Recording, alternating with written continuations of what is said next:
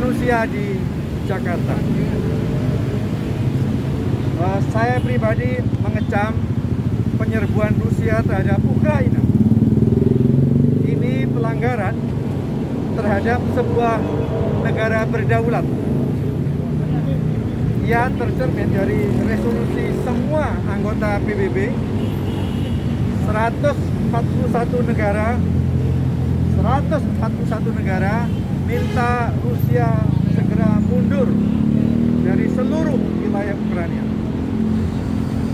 35 negara abstain, termasuk Afrika Selatan, India, Tiongkok, dan hanya 5 negara yang setuju Rusia menyerbu Ukraina.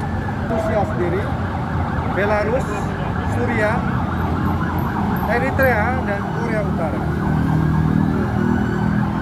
Penyerbuan Ukraina ini melanggar apa yang disebut sebagai Budapest Memorandum on Security Assurances pada tahun 1994. Memorandum tersebut menjamin keamanan wilayah 3 negara, Kazakhstan, Belarus, dan Ukraina, bila mereka bersedia menyerahkan senjata nuklir mereka.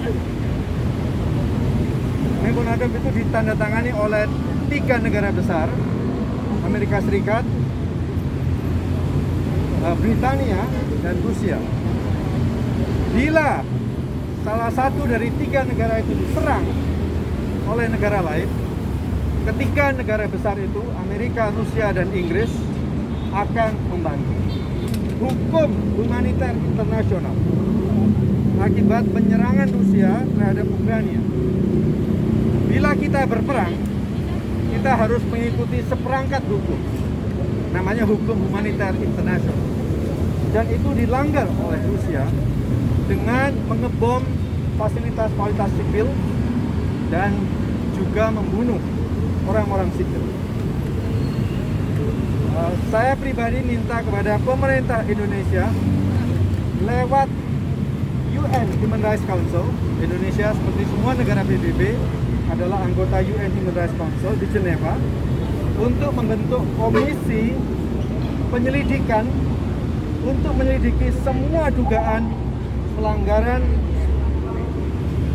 kejahatan perang maupun pelanggaran hak asasi manusia dan kejahatan terkait dalam penyerangan Federasi Rusia terhadap Ukraina, serta menetapkan fakta dan akar masalah dari setiap pelanggaran ini.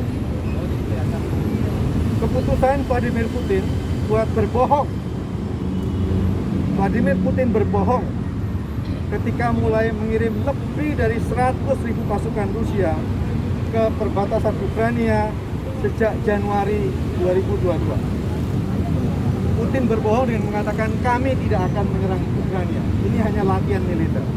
Terus-menerus berbohong. Lantas menyerbu pada tanggal 24 Februari. Ini tidak terlepas dari berbagai macam penindasan terhadap kebebasan berpendapat, berserikat, dan juga kebebasan pers di Rusia selama 1 dekade terakhir. Ya, kita perlu hormat kepada berbagai macam wartawan maupun blogger Rusia yang berani melawan sensor rezim Putin di Rusia. Mereka tetap, wartawan Rusia tetap pakai istilah perang, walaupun pemerintah Kremlin mengatakan istilahnya adalah operasi militer khusus. Vladimir Putin memang memakai eufemisme guna mengecoh masyarakat di Rusia. Putin bilang tujuan penyerbuan ini adalah denasifikasi terhadap Ukraina. Tapi tidak ada bukti bahwa pemerintahan Ukraina adalah pemerintahan neo-Nazi. Ukraina tetap menyelenggarakan pemerintahan yang jujur, adil, ya, tetap ada kebebasan berpendapat, kebebasan pers di Ukraina.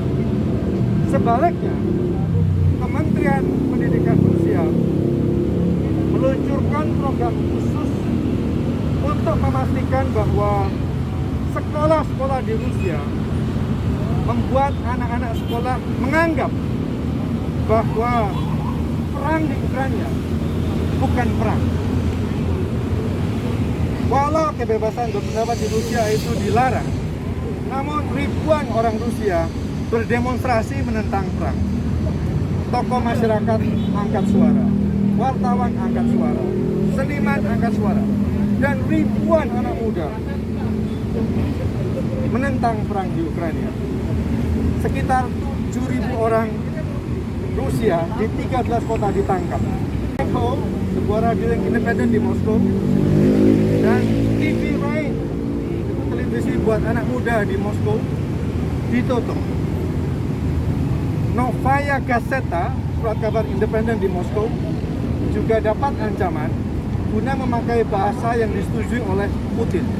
Bukan perang, hanya operasi militer. Surat kabar ini juga risiko akan di-bredel. Nah, kami di sini jumlahnya sedikit sekali.